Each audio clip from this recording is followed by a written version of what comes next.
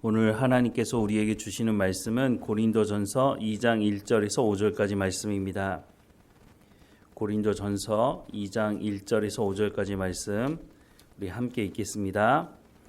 형제들아, 내가 너희에게 나아가 하나님의 증거를 전할 때에 말과 지혜의 아름다운 것으로 아니하였나니 내가 너희 중에서 예수 그리스도와 그가 십자가에 못 박힌 것 외에는 아무것도 알지 아니하기로 작정하였음이라. 내가 너희 가운데 거할 때에 약하고 두려워하고 심히 떨어노라. 내 말과 내 전도함이 설득력 있는 지혜의 말로 하지 아니하고 다만 성령의 나타나심과 능력으로 하여 너희 믿음이 사람의 지혜에 있지 아니하고 다만 하나님의 능력에 있게 하려 하였노라. 아멘. 바울은 당대의 뛰어난 유대 학자 중에 한 사람이었습니다. 바울이 예수님을 만나기 전에는 가말리엘이라고 하는 당대의 가장 뛰어난 유대 학자 아래서 수학했던 사람이었습니다. 또한 바울의 열심도 대단했습니다. 먼 곳에 떨어져 있는 예수 믿는 사람들을 잡아들이기 위해서 공문서까지 받아들고 갔던 사람이 바로 바울이었습니다. 갈라디아서 1장 13절부터 14절 말씀에 보면 내가 이전에 유대교에 있을 때에 행한 일을 너희가 들었거니와 하나님의 교회를 심히 박해하여 멸하고 내가 내 동족 중 여러 영갑자보다 유대교를 지나치게 믿어 내 조상의 전통에 대하여 더욱 열심히 있었으나 라고 말씀을 하고 있습니다. 바울은 이런 열심을 가지고 있었을 뿐만 아니라 구약 성경에 대해서도 잘 알고 있었던 사람이었습니다. 그런데 당시 유대인들, 유대주의자들은 율법이 자신들을 살려줄 거라고 믿고 그렇게 살았습니다. 그런데 바울이 다메섹에 가는 도중에 예수님을 만나게 되는데 그 예수님이 하나님 우편에 있는 걸 보며 깜짝 놀랐던 것입니다. 왜냐하면 당시 유대주의자들은 하나님 우편에 율법이 있을 거라고 생각했고 그 율법이 우리를 살려줄 거라고 생각을 했기 때문입니다. 그런데 자신이 잘못 알아왔다고 하는 것을 바울이 깨닫게 된 것이죠. 그래서 바울이 예수님을 만나고 난 이후 즉시로 예수님이 바로 하나님의 아들이시고 하나님이시고 바로 예수님이 우리를 구원하신다고 하는 것을 증거하기 시작했다고 하는 것입니다. 이렇게 구약 말씀을 잘 알고 있던 바울이 예수님을 전하기 시작하자 유대주의자들이 바울을 공격하죠. 그런데 바울의 말을 이길 수 없었다라고 성경은 말씀하고 있습니다. 이런 바울이 고린도 교회에 서신을 보내면서 오늘 본문 말씀에 보면 말과 지혜의 아름다운 것으로 하지 않았다라고 말씀을 하고 있습니다. 바울만큼 해박한 지식을 가지고 있는 사람이 없었는데 바울은 왜 고린도 교회를 향해서 내가 너희에게 말과 지혜의 아름다운 것으로 하지 않았다라고 말씀을 하고 있는 걸까요? 오늘 본문의 말씀을 다시 한번 보면 형제들아, 내가 너희에게 나아가 하나님의 증거를 전할 때에 말과 지혜의 아름다운 것으로 하지 아니하였나니 내가 너희 중에서 예수 그리스도와 그가 십자가에 못 박히신 것 외에는 아무것도 알지 아니하기로 작정하였음이라. 내가 너희 가운데 거할 때에 약하고 두려워하고 심히 떨어노라. 내 말과 내 전도함이 설득력 있는 지혜의 말로 하지 아니하고 다만 성령의 나타나심과 능력으로 하여 너희 믿음이 사람의 지혜에 있지 아니하고 다만 하나님의 능력에 있게 하려 하였노라 라고 말씀을 하고 있습니다. 여러 차례 말씀을 드렸지만 고린도는 아덴의 영향을 받아서 철학이 발달된 곳이었습니다.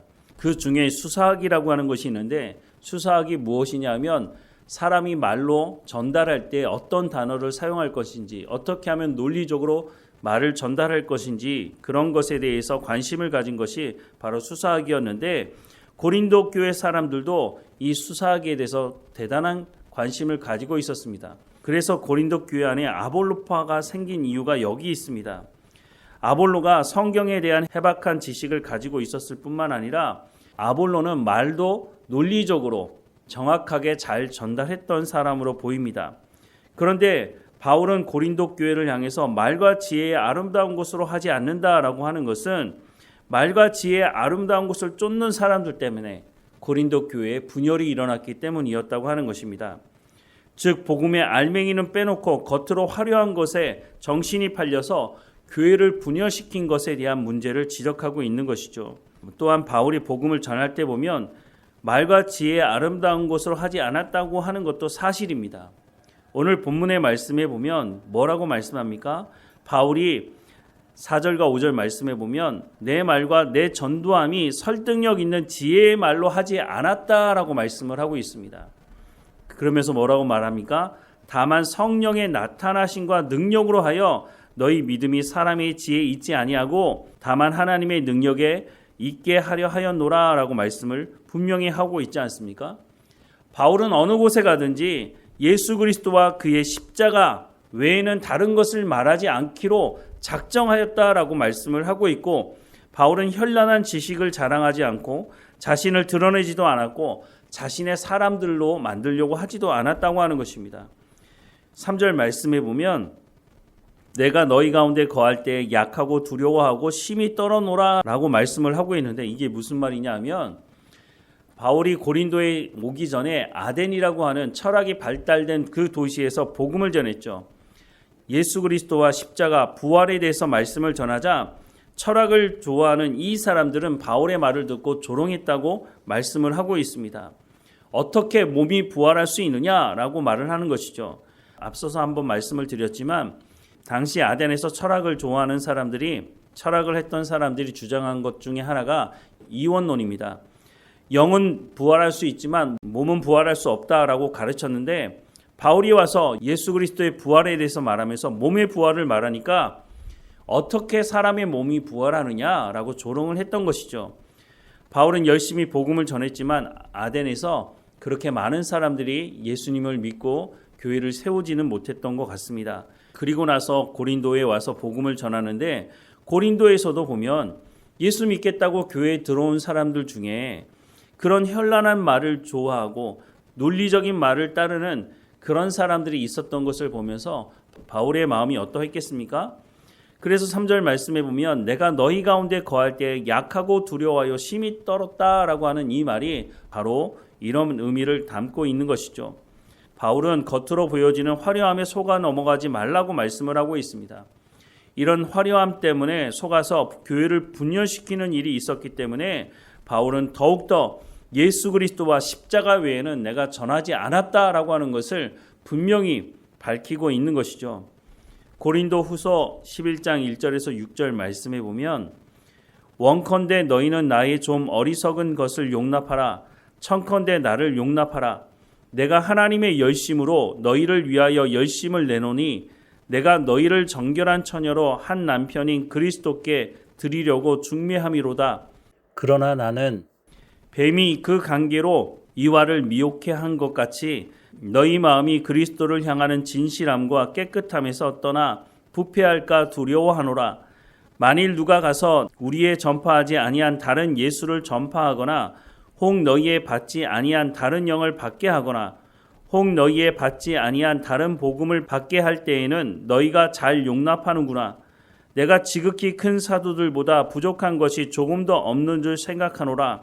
내가 비록 말에는 부족하나 지식에는 그렇지 아니하니 이것을 우리가 모든 사람 가운데서 모든 일로 너희에게 나타내어노라 라고 말씀을 하고 있습니다.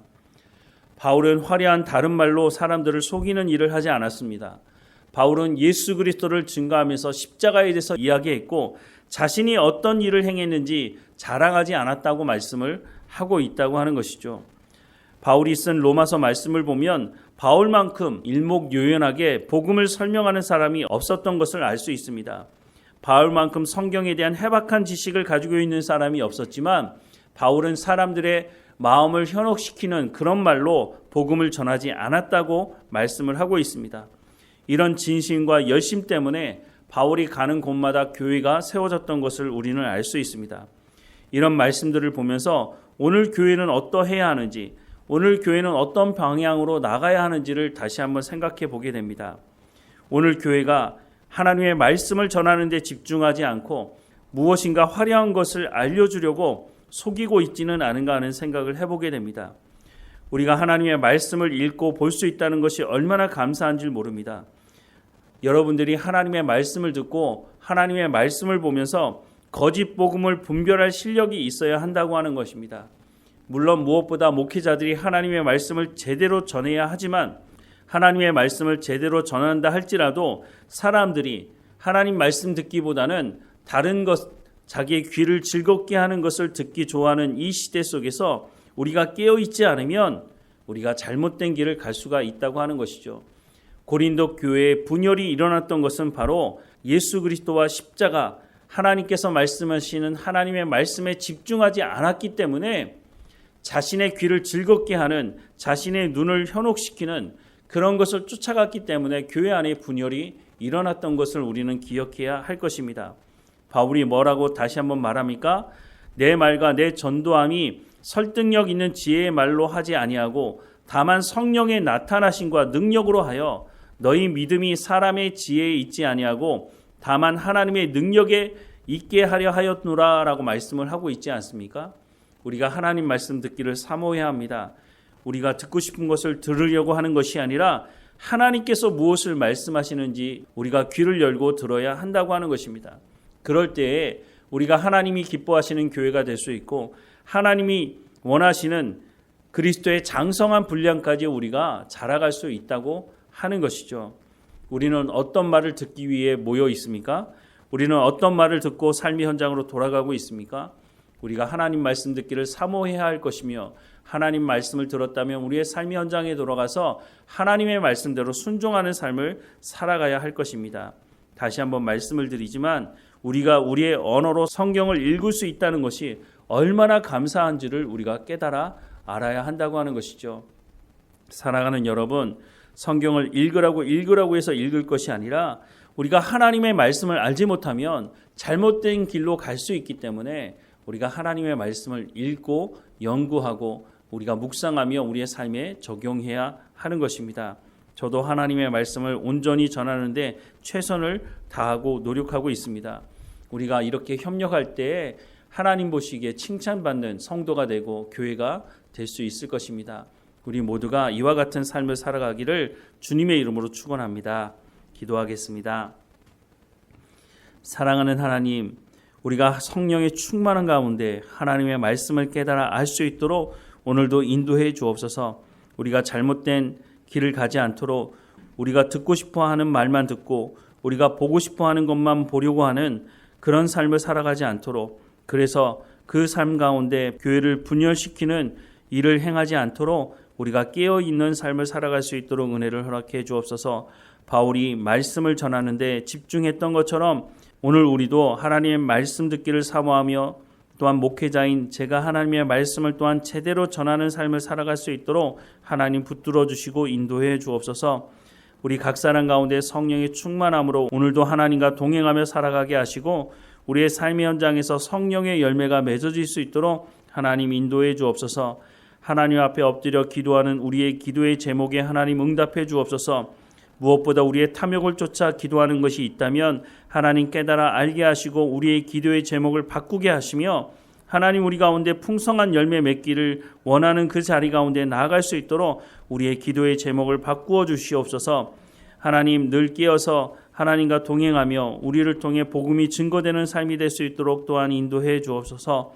어느 곳에 있든지 우리의 입술을 통해서 우리의 삶을 통해서 복음을 증거하는 증인의 역할 감당할 수 있도록 주님 부르시는 그날까지 나만 구원받는 것이 아니라 나를 통해서 복음이 흘러가서 하나님의 말씀이 전해지고 이곳에 함께 모여 하나님을 예배할 수 있도록 우리의 삶을 주관하시고 인도해 주옵소서.